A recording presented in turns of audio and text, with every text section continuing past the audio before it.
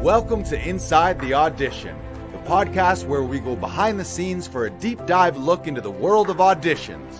I'm Joe Lars Larson, creator of Actors Audition Club, an international community helping actors book your dream roles in TV, film, and theater. And I'm Brandon Knox, actor, producer, and co-host. Each episode, we chat with actors and industry professionals to share their audition experiences, insights, and advice. We provide actors with actionable tips, strategies, and resources to help you elevate your auditions. We demystify the often intimidating and misunderstood world of auditions to help you succeed.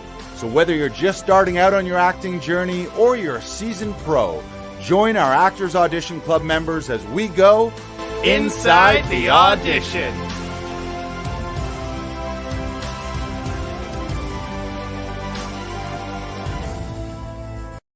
Well, hello everyone. Oh, look at this dramatic.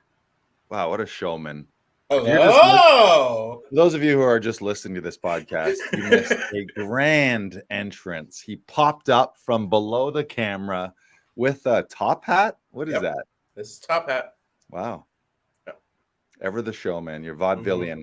Welcome. This is episode 134 of Inside the Audition. I'm Lars. This is Brandon Knox, the top-hatted man. And a top of the morrow to you. I see what you did there. Yes. Also known as BK Broiler. How are you, Brandon? I'm fantastic, Lars. It's been a great week so far, and I'm having a blast. You were just here in the studio earlier. You had a few morning sessions with some of our Actors Audition Club members, and then you scooted home for the audition. For the podcast here. And we've got a doozy. So I think we should just get into it. And get our guest in here. It's been hard to believe today's guest is just appearing on the podcast, but he's here finally. He's too busy. He's always on set. He's always doing shows. He's always traveling all over the globe, but he's here today. Do we have a clip? We don't have a clip, do we? No, but I'm going to be sharing his IMDb in the comments. So all right, you will be sharing some clips. Okay, so I'll give him a little bit of an introduction. Our guest today, he's got tons of experience and success in film, TV, animation, radio and TV commercials, and interactive theater. You might have seen him on TV shows such as The Detectives, Murdoch Mysteries, Suits, Orphan Black, Degrassi, The Next Generation, Saving Hopes. I'm gonna, you know what? I'm gonna take it back. I'm just gonna take it. I'm gonna take it back. We need a clean. You want an action? You want an action? We need a clean one for the clip. Yeah, come on. For the internet. We'll edit all of this out. All right, here we go. So, Pete's entrance, take two.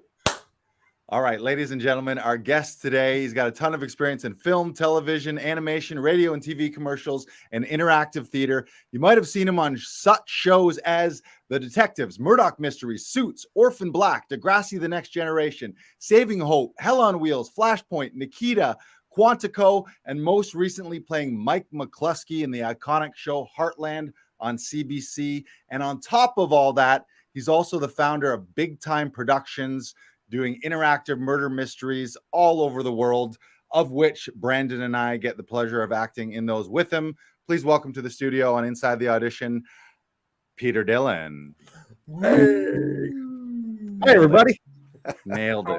Second time's a charm. Welcome. Good to see you, Peter. Great to be here. Yes. Well, first of all, we should say thanks for being on the podcast, and we're going to get into some of the big time stuff later, but thank you for all the work that you do in providing work opportunities for actors. I've been with Big Time for, I want to say 6 years now. Brandon for, you think 6, 7? I'd say it's got to be 8. Yeah? It's got to be. Wow. We're in 2023 now. What? Yeah, COVID was 3 years. Hang on. It's 2023. I know. I don't believe it either. I have to check my watch. Okay. I've got some explaining to do. There's been some people missing me for the last 3 years. But welcome. It's a pleasure to have you on the show. You've got a ton of experience in TV and film, auditioning, and we also love you because you've been proactive in your own career, creating your own opportunities for yourself and for other actors. But first, our first segment is something called the 1 minute life story. Brandon's going to put 60 seconds up on a clock. Oh boy. And it's going to count up. It's going to count up. Ladies and gentlemen, this is Peter Dillon's 1 minute life story. Action. I didn't know I had to do this. Where do I begin? Let me see. Where do I begin? I begin because I've always wanted to be an actor. When I was very young, very little money in my family. We had a black and white TV, and we sat on a credenza. And the credenza is where our TV sat. We all sat around the living room watching it. Well, when the TV broke, my dad would literally take the tube out of the back of the TV and say, "Here, go down to the corner store and see if you can get a replacement tube." And then they ran out of tubes at the convenience store. This is, honest to God, this is the truth. So I came back. There was no news on that night. The TV was on the floor. The credenza sat empty. So I sat down on it. And the first thing I asked was, "What is a credenza?" And my mom said, "It's not a seat." But I sat there anyway, and I did the news for my family. And I made them laugh. And I kind of thought, well, this is really cool. 6 kids in my family, so getting attention was a big deal. And that kind of kicked things off. When I was in high school, my guidance counselor, I'm running out of time. My guidance counselor said, "What do you want to do for a living?" I said, "I want to be a comedic actor." Comedic actor? Nobody can do that. Ha, ha, ha. And anyway, this is where I am today. And it all worked out so far. Ding, ding, ding, ding, ding. That was correct. That was Peter Dillon's 1 minute life story. Just for the record, I want to say, all of our listeners, you already know this. That is the most times the word credenza has ever been spoken on the podcast. I knew I could do it. I knew I could do it. I think that was a credenza's 1 minute life story. It might have been. Yeah. I don't know how that started. Credenza, the I know. Peter Dillon story. Yeah, there's your biopic right there. Yeah. Welcome. All right. Well, let's since this is inside the audition, we like to have some focus on audition experiences. Do you remember one of your first successful professional bookings? Yeah, I wanted to be a professional actor, and how do you do that, especially in a place like Ottawa, where I grew up? So there's a corner store near my house, a little convenience store called Yaggy's, and I hung out with the kids of the store owner. And I went in one day looking for this my buddy, who's one of the kids in the family, and his sister was behind the cash. I said, "Hey, where's Abdeen?" And they said, "Oh, Abdeen, he went down. There's a TV show, and they're doing this casting call, this cattle call." And I'm like, "What are you talking about?" And she gave me the details. And so I ran back home, looked up where the TV studio was, found out how to get there by bus. And I went to this cattle call. And they said, "Okay, here's a little piece of the script." And I said, "Okay, great." And they said, "Wait here, and we're going to pair you up with somebody to audition for this thing." It was a teenage soap opera called Denim Blues on CTV's Ottawa affiliate.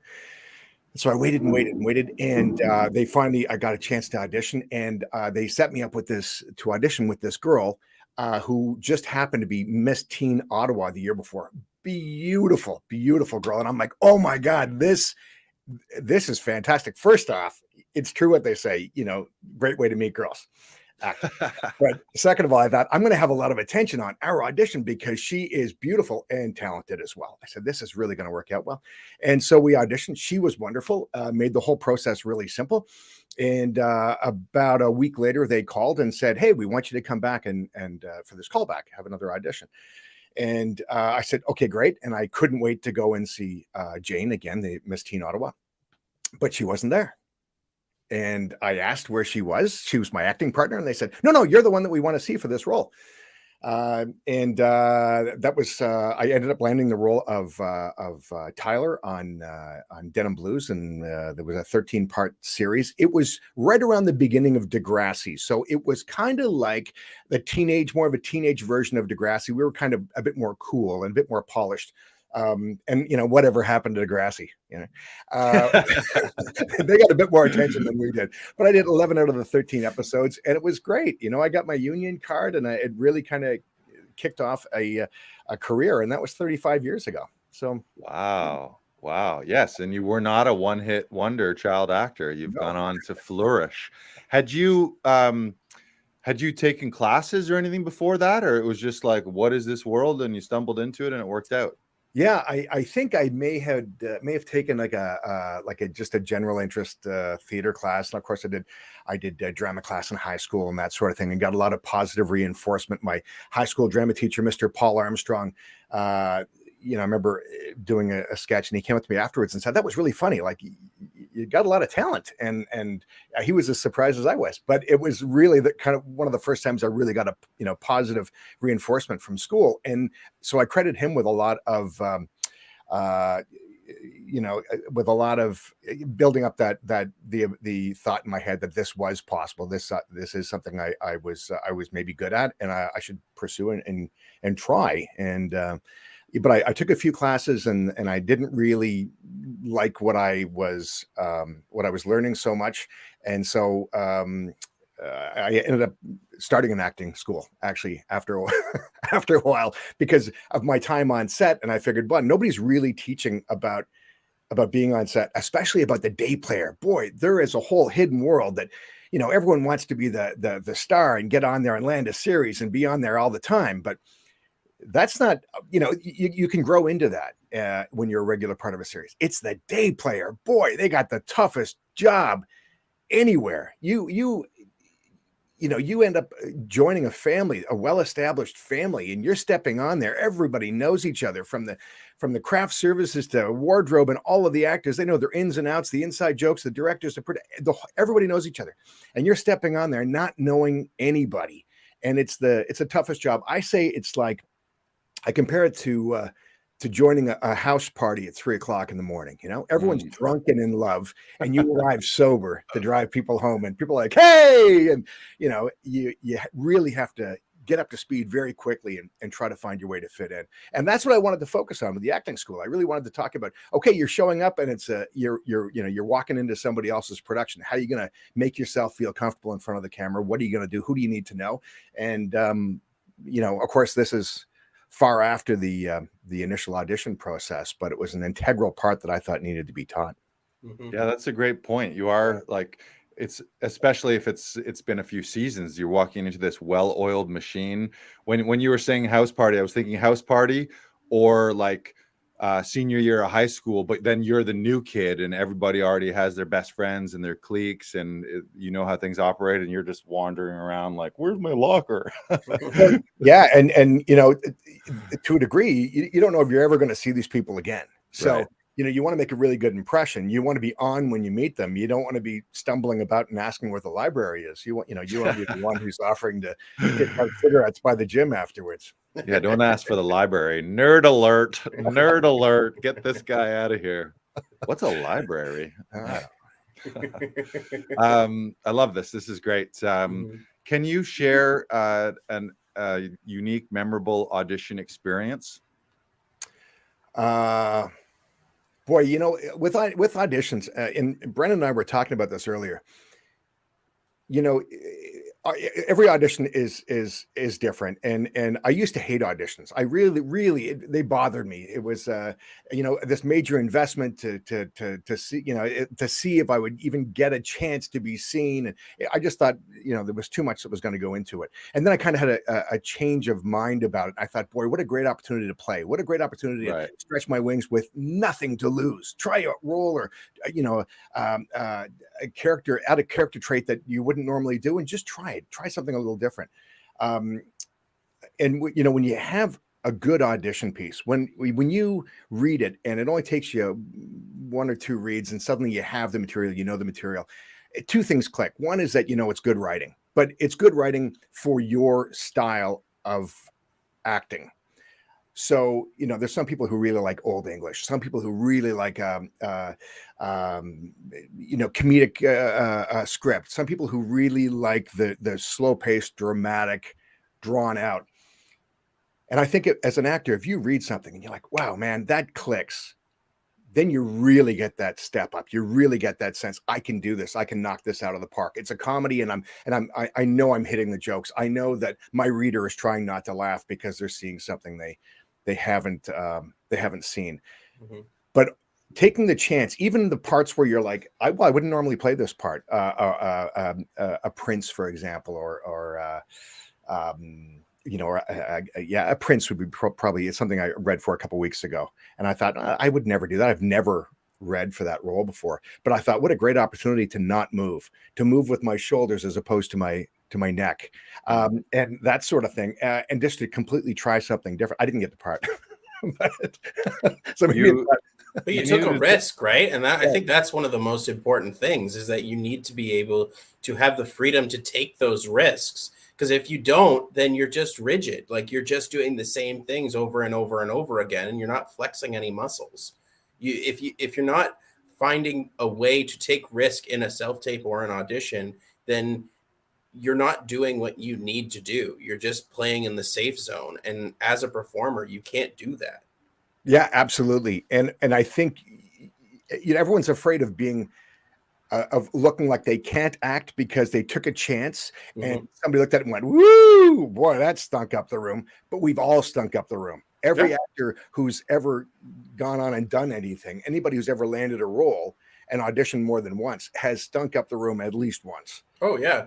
We read a quote from the Mel Brooks autobiography, All About Me, a little while ago, and it was an ode to failure. And he talks about how, like, you have to fail. If you don't fail, you're never going to learn. And like, you need to fall flat on your face sometimes. And it's scary. It's not something we want to do, but it's a necessity so that you do get better. You gain more experience because you know how people are going to react. You know how to push those reactions, and you can play with it more. Certainly. And if you're using your instinct in the middle of it and you do something that that feels right at that moment. I always love when someone watches it afterwards and they go, "Oh my God, that was great. When you did that, when you hit the wall with your fist before you left that scene, that was great." And it wasn't in the scene, it wasn't written there, but it would just felt like something you should do. The instinct was there, and that pays off. So I don't know if there was a memorable moment from any one particular audition, but I'm always learning. I'm always learning, always trying to make the next audition better than the one before. Well, go ahead, Peter. No, and the other thing that I wanted to add there was that there's a certain amount of maturity that comes with those auditions, and you do get to a point in your head where you say, where you look back and go, "Man, thank God I didn't get that audition. Thank God I didn't get that role." And your friends go, what do you mean? Thank God you didn't get it. Don't you want it? Yeah, I want everything. Everything I auditioned for, I want that role. But better for me to not be cast in a role that I'm not suited for. So I don't need to show up and shoot a scene where someone is sitting on the side going, "Wow, this guy stinks. This casting is terrible." Or years later, someone's watching the DVD thinking, "Yikes!" Well, this is the brown stain on his the skid mark on this guy's right. The history of his resume because it was such a bad role to play. We have to trust casting directors, and it's a tough thing to do. But when you don't get cast, you got to go, "Okay, well, there's a reason for it," and and you hope that the person who did get cast is really, really fantastic. So that, and that you placed, that the casting director said, "Boy, they were memorable. They really had something. Let's see if we can find something for them later on." Yeah, I love what you say there, Peter, too. We talk a lot about mindset and just your thoughts and just the perspective. Like, yeah, it's easy to think of either the drudgery of the time or all the energy and the investment. Oh, I'm going to spend an entire weekend learning these lines and rehearsing this scene to then maybe not get the parts, versus the attitude of, "Oh, this is an opportunity to play. This is an opportunity to create. This is an opportunity to express myself." And then you find joy in the process rather than only finding joy if you book it and everything else sucks and, "Oh, what a friggin' waste of time that is," and all the negative things that people can think. It's you've really switched that. But it's also interesting in your case, I bet part of that resentment of like, I'm spending all this time just to get the maybe is probably what spawned you creating big time productions and doing all your own shows and creating all your own work, which we can talk about that a little later. And the one other thing too, I just wanted to highlight is you guys both mentioned it, is you said there's other reasons that you cannot get the part other than your performance. There's a million reasons. You could be amazing and they could have 50 people who are like, "Yeah, these are all talented, trained, super capable actors," but only one person can get it. So when you don't book something, it's like you have no idea why you didn't get that. So it's about, did you feel strong about what you had control of, which is the audition? And if you can feel good about that, then you can wash your hands of it. And if they want you, they want you. And if they don't, then you're on to the next thing. Yeah, completely. And you have to make sure that you're putting out good product. you got to make sure that your auditions are good. They're solid auditions, and that you're really proud of what you're doing. And I think if you work on it from that perspective, and we always hope hope that the casting director is going to come back with something positive, even if it's not an offer. But yeah, it is about mindset. And if you feel like you're getting better and better, and even if you're not landing the role, it's going to pay off eventually. You got to believe that. Mhm. Yeah, and I think partly some internal validation of I'm doing good work versus did they like me? Did they like me? Do you approve? Am I an actor because you liked me? Was that good? Like that kind of energy is just it's bad for the soul, but it's just bad for business too. Mhm. Yeah, absolutely. And I think a lot a lot of actors, it's very easy to fall into that really negative mindset. Like look, I've donated all this time to put forward this audition and I'm not even getting any feedback. Look at everything that I'm doing. And so I think it's key that you really do flip it around. Now, I know people who audition all the time for stuff that they shouldn't audition for, and I know people who put everything in their life secondary to audition when sometimes they should just turn down an audition. But if you're going to audition, you got to put your best foot forward. And Right. you got to find a happy place in your brain to have fun with it for sure. Mhm. Right. Let's talk about your process a little bit. So your agent, you get an email from your agent. Here's the deal. Here's the script. Here's a breakdown. From the time you get it to the time you shoot it, how does that look for Peter Dillon? It all depends on how much time I have. So I just shot something, auditioned for something this afternoon, did a self tape about half an hour before we got started here. And that came in yesterday and it was due today at 3:00. So that's a very quick turnaround. So I know I had to dedicate a certain amount of time to that fairly quickly. So I do a very quick scan of it to begin with. I read everything on the page, and then I break it down. And I almost read these sides backwards to see if what's being motivated, what the end effect should be, and how it is different from where I started. And there has to be movement in the character. It cannot be. You can't start and end with these on the same note, or we end up with flatlining, and we all know what flatlining means in a medical drama or in life. So you try to find something memorable within the sides, and what is it that you're going to do that's going to be perhaps a bit different than everyone else. Then I write out all my lines, just my lines, go over it, absorb those lines. And then I've got a wonderful reader who you guys know, my wonderful Erin, and she really puts my feet to the fire. She turns into a very tough negotiator. I shouldn't even say negotiator because there's no negotiating.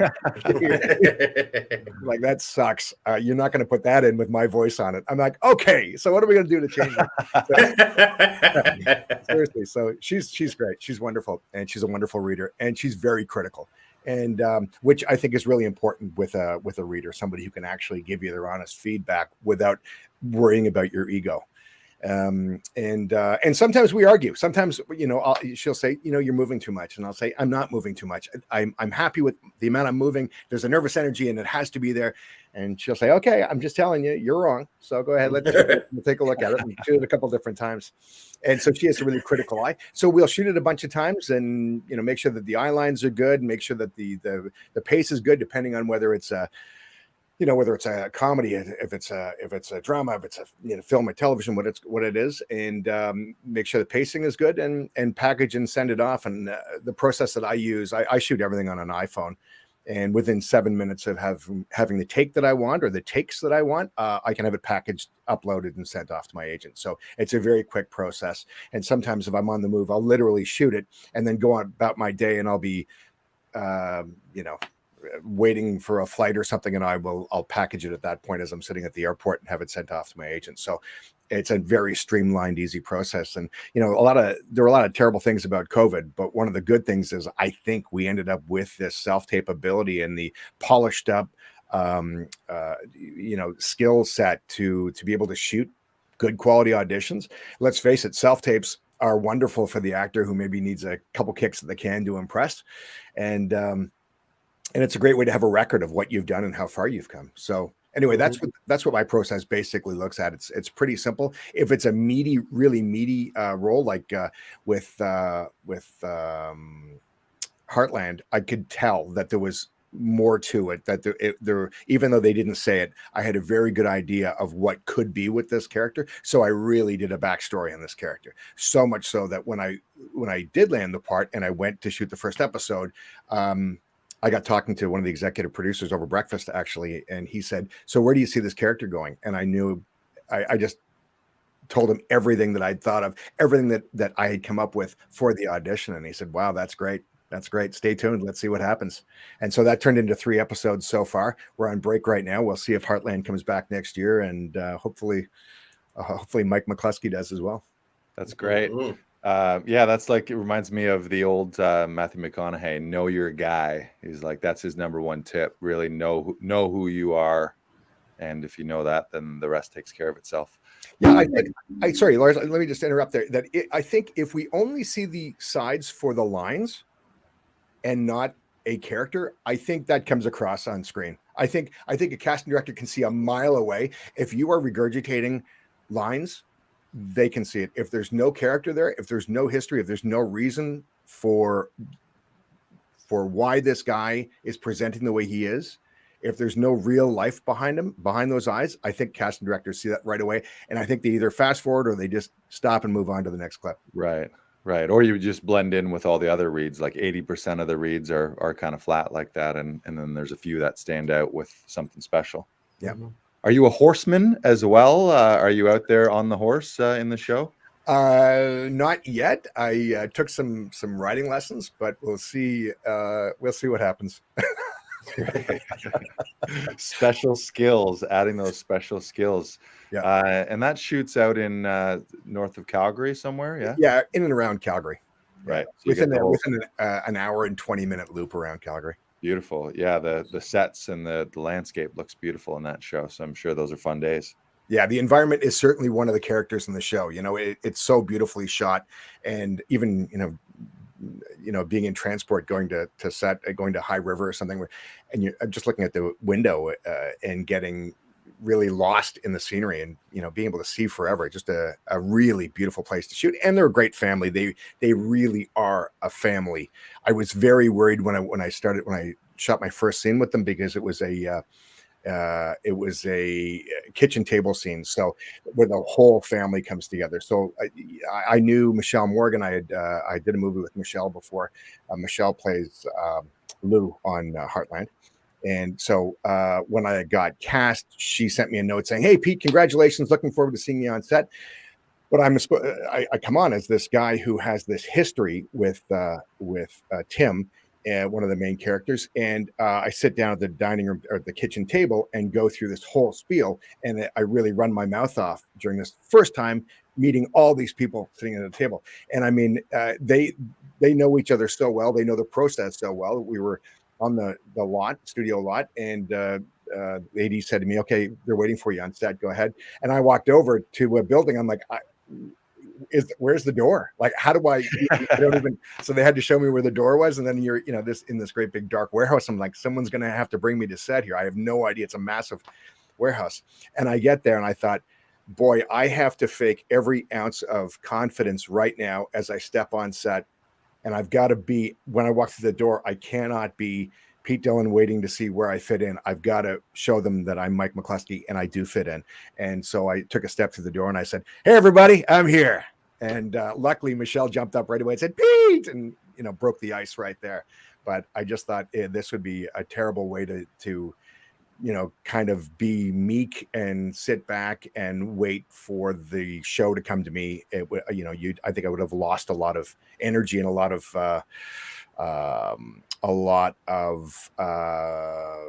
confidence in the entire thing, and in myself, actually. So.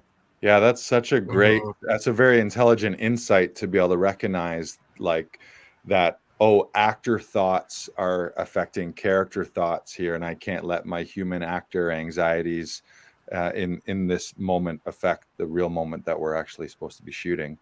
That's really I think sometimes, or oftentimes, actors get caught up in the actors that they're working with, and they research them and they know all about them, and they psych themselves out. it's so easy to get lost in who you're working with. I try to do very little research on the people that I'm working with. I consider that their characters. 24 years ago, I did The Bone Collector, and I met Angelina Jolie and Denzel Washington, and I had a very, very small role. But as we were standing around the first day, we were in the studio in Montreal in what was Denzel's character's loft. And we're walking around, and he's in a hospital bed, and people are milling about. And some of the actors I was working with were staring at him, just gobsmacked. And I wasn't paying any attention to him. And walking around, and it was because I wasn't paying any attention to him, just doing my thing, that I actually got into a conversation with him. And he said, "Come on over here." And he was lying there in the bed, and he had been given photos, actual crime scene photos of this guy who had killed himself in Central Park. One of the consultants on this set, I believe his name was Hal Sherman, was a real New York police officer, and he had these photos, and Denzel Washington wanted to see these photos. So he's flipping through them, and he says, "Hey, did you see these?" And everyone stopped and looked over, and they saw that he was talking to me, and I actually didn't believe that he was talking to me. I'm like, huh? I think it was even better, because I really didn't care if he was talking to me. And he goes, no, come here. And I basically nudged up on the bed beside him, and we were looking at these photos, and the actors are going by going, what the hell? What? And it was just because it wasn't paying any special attention to him. So, but it was a great experience many years ago, but I just don't focus on who I'm working with. A heartwarming moment with Denzel looking at murder pictures. Yeah. No other way to spend a magical afternoon, huh? Well, Peter, you've preemptively answered our next question, but maybe we go a little deeper, or you can add another one. Normally, we're asking about unforgettable on-set experiences. I know you've got Heartland. You just mentioned that one. Is there any others that you want to share? Heartland is probably certainly one of my favorites. It's such a great experience, and it's a great story and really great actors. But I've been blessed to work with a lot of different folks in different environments. I shot an episode of Nikita in Hamilton one night, and I was scheduled to shoot a project called MMA Super 8 in Montreal the next morning. They had to move the schedule around, and then we had freezing rain. And so the producers were trying to get me to Montreal, and they had a Johnny Hendricks, I believe his name was, a MMA fighter, it was a champ fighter, on set waiting to shoot at the Bell Center the next day.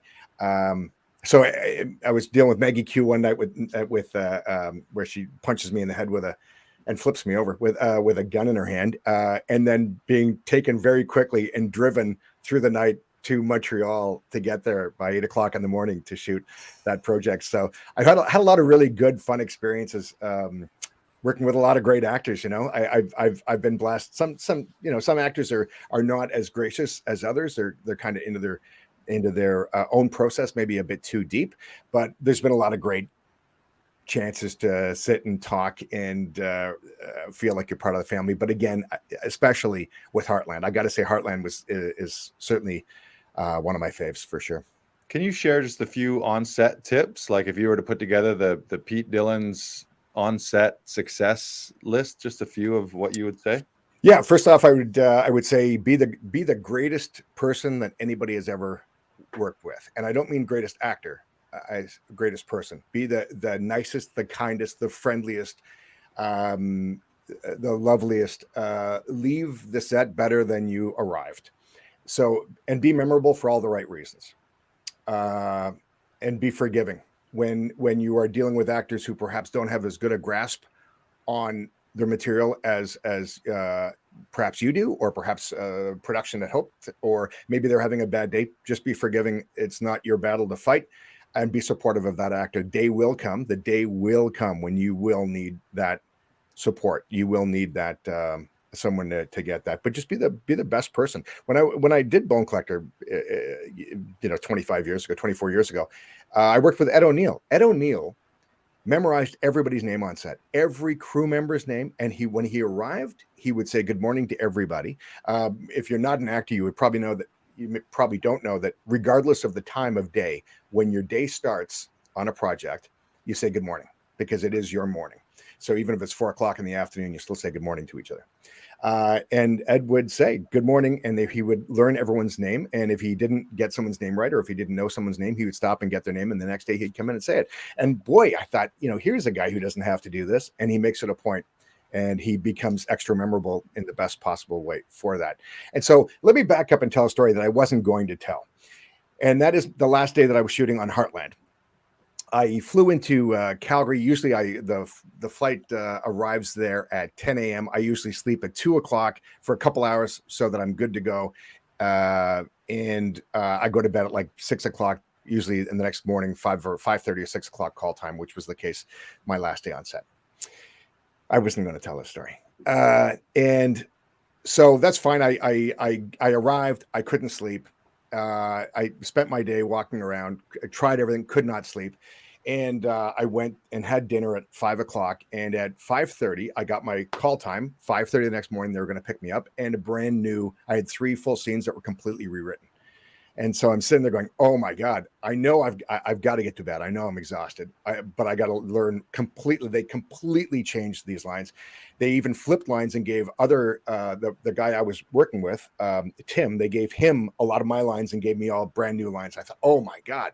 So I was worried about it. Anyway, I had dinner, went back to the hotel, set my phone. My charger wasn't long enough, put the phone on the bed beside me, went to sleep. 5:30 call time. Set my alarm to go off at like 4:30 so I get up and shower. And at 7:30 or 6:30 rather, I wake up and I look at the alarm and I go, hang on, it can't be 6:30 because maybe the time changed. What? No, I rolled over, the pillow covered my phone, and someone was pounding on the door. They were trying to get security in to open the door to get me out of bed to wake me up to get set. Transport was there. We were shooting an hour out of town.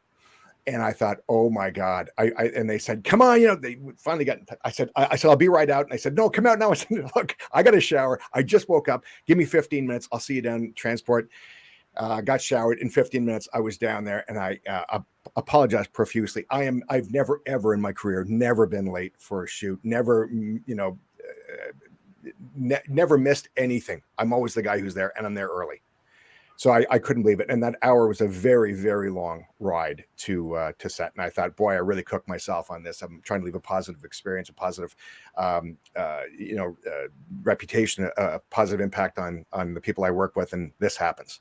And now I'm shooting my 3rd episode. And I thought, oh man, I can't believe it. So I call Erin, my partner, and I say to her, this is what happened. And she said, oh my God, what are you going to do? And I said, what am I going to, I can't do anything. I'm going to say a little prayer. I'm going to say my apologies, and I'm going to hope that everything works out. And I've got to get out, and I've got to be as professional as possible. And I have to make sure that I'm delivering, I'm firing on all cylinders, and I'm going to focus right now on learning these lines. And that's what it's going to be. And I hung up the phone, and the driver put her hand back and said, hold my hand. I held her hand. She said a prayer, which really touched me. We got to set a little bit later, and I apologized to everybody, and everybody's like, what are you talking about? They wouldn't have been ready anyway. Now, look, you arrive an hour late on set, they would have been ready. But everybody was so, so gracious. And their concern became, yeah, you have all these new lines. Are you going to be okay with it? And I thought, yeah, don't you worry about that. I'm going to do everything that's in my control. And I didn't miss a line. I didn't miss a beat. The day was my greatest day on set, the best experience I ever had.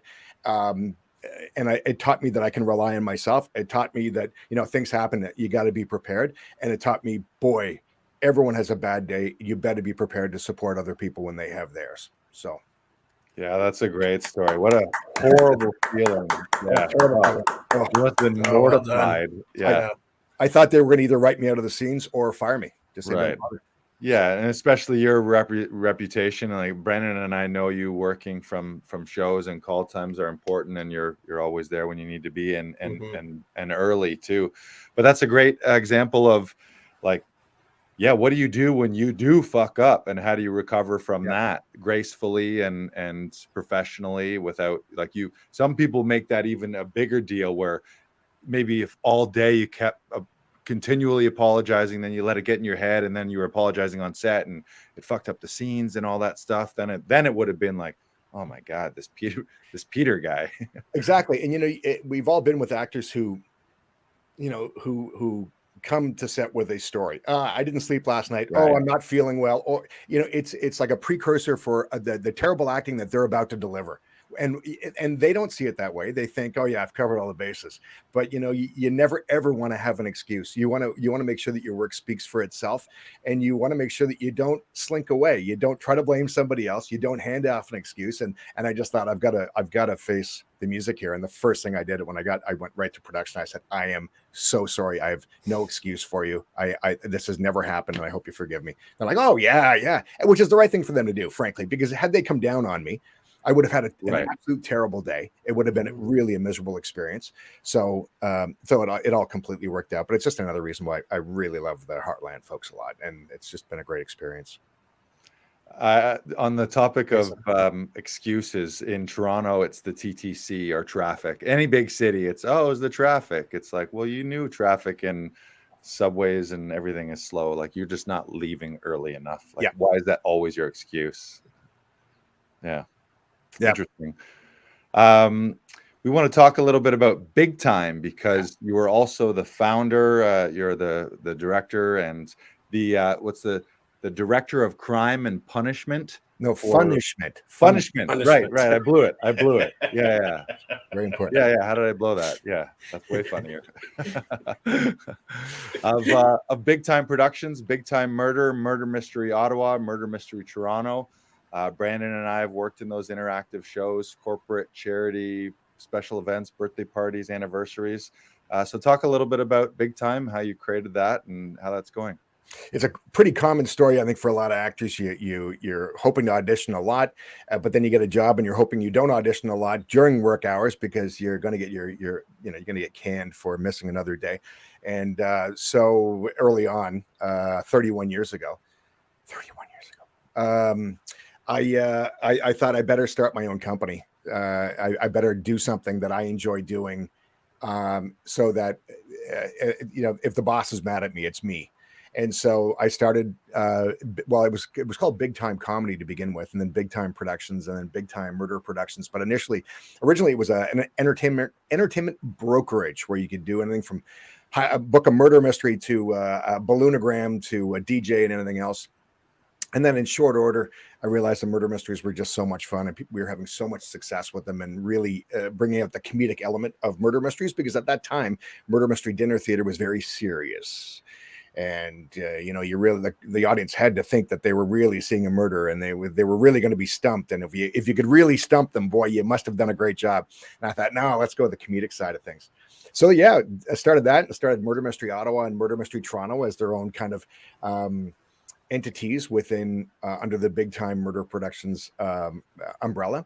And it's been great, entertaining people all over the world. One of my favorite stories is getting the call from the Canadian military asking if we can put together a high morale show that's funny, it's fast paced, to entertain the troops in the Persian Gulf as part of Operation Apollo in January 2003. And we said, well, we're not going to do a murder mystery. That's not appropriate. And they said, no, it wouldn't be.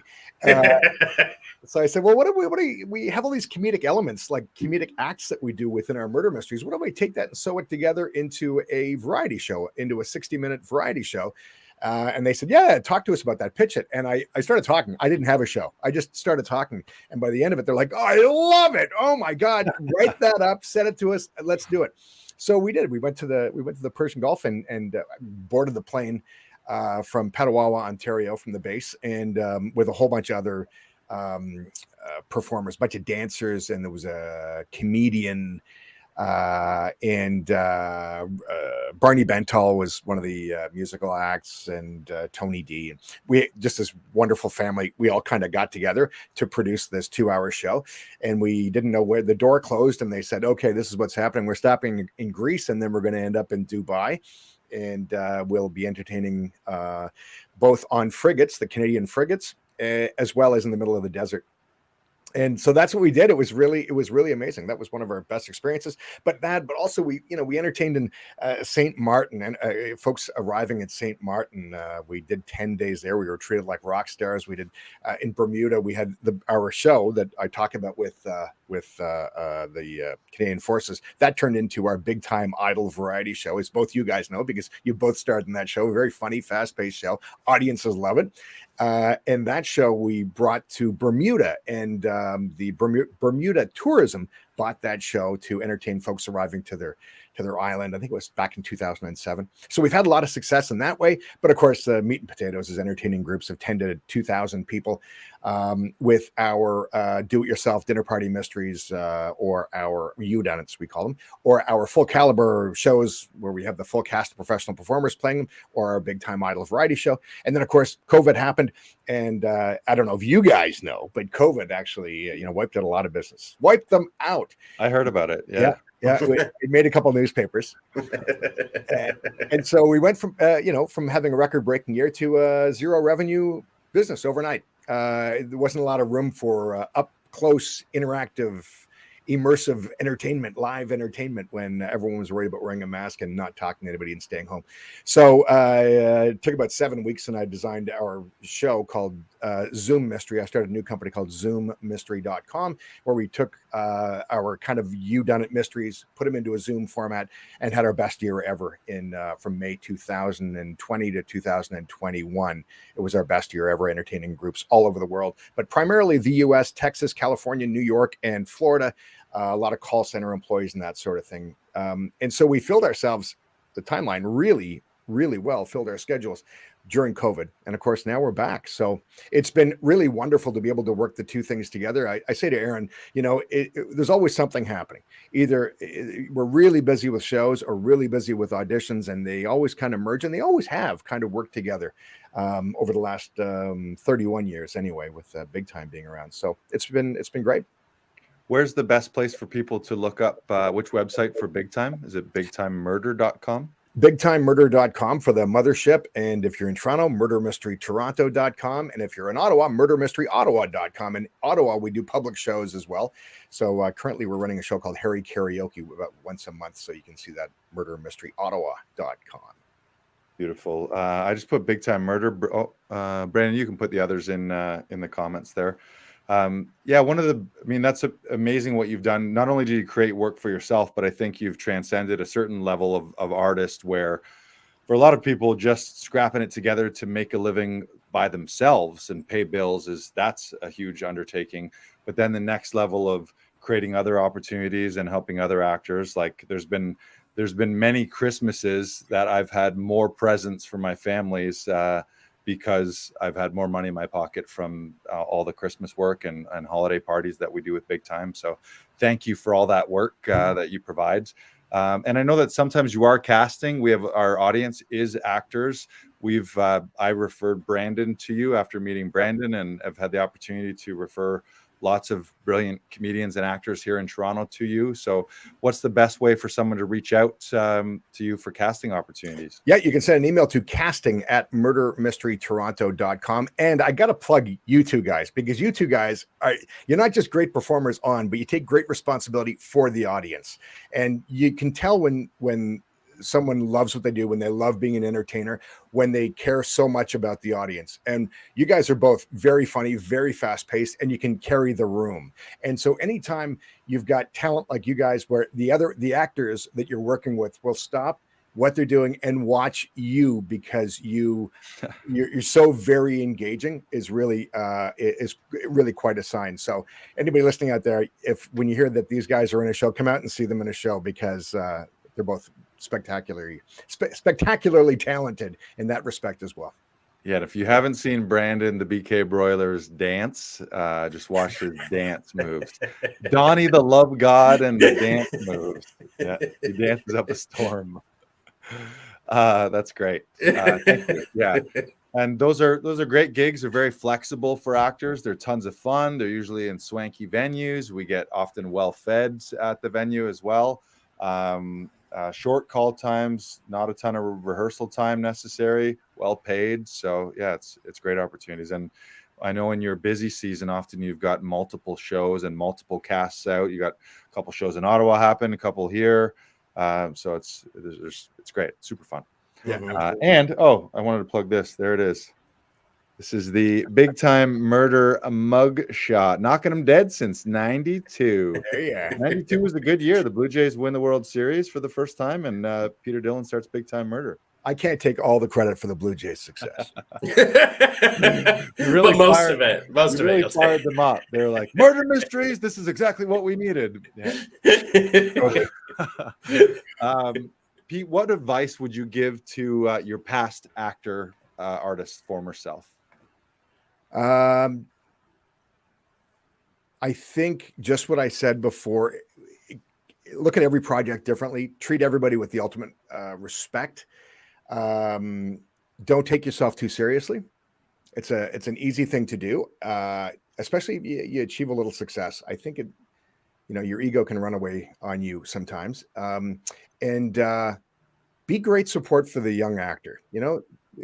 Look out for the people who are on set who have less experience than you do, and talk to them. Ask them if they need something. We're in this together, and we all look better when we all are comfortable and gelling. And just be nice to people. Treat everyone with respect, and look out to see what you can do to be kind to your fellow actor, because boy, we got a tough job. We got a really tough job. And when it's all on the line there, we know when we've had a bad day. Be supportive of each other and celebrate each other. And that's really a really big thing. Every actor thinks that they're the right person for the part. How many times have I heard somebody say, "Oh, I can't believe they got cast in that part. I could have done it so much better." Yeah, but they got it and you didn't. So celebrate them, pat them on the back, find a way to really celebrate them, and maybe they'll celebrate you too when your turn comes. But we're not competing against each other. We're competing against ourselves. And fame and success on screen is a matter of timing. It's a matter of the right part at the right time for the right actor, being seen by the right people. And show me any famous person, any movie star, and if their timing wasn't just perfect, if they didn't have that right part at the right time, we wouldn't know who they are. So keep swinging for the fence, and who knows, and enjoy every ounce of success that you get. Enjoy every opportunity that you get. And if you're enjoying it all the time, then you don't need to be cast in order to feel like you've really won the game here. I'm going to give you snaps for that. Oh boy, that was great. A lot of that was great advice, not just for actors, but just for the world in general. So everyone who hears that, like, be kind to people, respect people, know that you're all on the same team. It's like, if the globe ever needs that kind of advice, it's right now. Yeah. So, yes, everyone, actor or no actor, be kind, respect people, take care of people around you, and have fun. Now, future aspirations. You've got a great career behind you, but we want to know, what's your dream project that you want to create? What's next? What's on the horizon? What does Peter Dillon dream about at night? Well, there's always part of me that wants to have another series and a regular starring or supporting role in a big series, a big American series. So I hold out for that, and I hope that that's going to come my way. And I love doing the big time shows so much that I want to keep doing them. In fact, I want to open up a office in Florida. And that's my big dream when it comes to retiring. One day I'm going to retire on the beach, and I'm going to be producing dinner theater shows, or not even dinner theater. I mean, just interactive entertainment on the beach, and entertaining tourists, and giving actors a chance to make some money and entertain others, and kind of take the formula that's worked so far and use it there. And who knows, maybe I'll get back into teaching or to having an acting school. I don't know. I love that being an actor, you end up with so many transferable talents or skills, and the improv ability ensures that you land on your feet. So, I'm like you two guys. You'll never be unemployed. You'll never be underemployed. You'll always find something to do. And if that means putting yourself out, in a play or doing stand up, you're going to do it. You're going to do it, and you'll find a way to enjoy it and have fun and make some coin too. Sha-la-la-la. That was great. One thing I just want to go back. You mentioned ego, not letting successes affect your ego that way. One of our mentors, Tom Todoroff, often says, your ego will ruin every blessing in your life. Your ego is not your amigo.